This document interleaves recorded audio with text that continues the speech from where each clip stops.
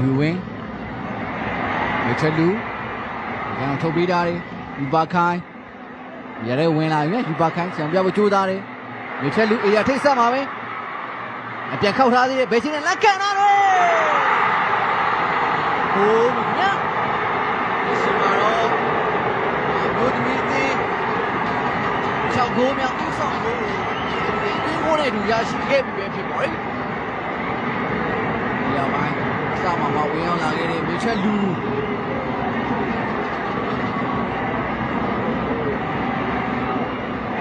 ရောက်ရှိပြီး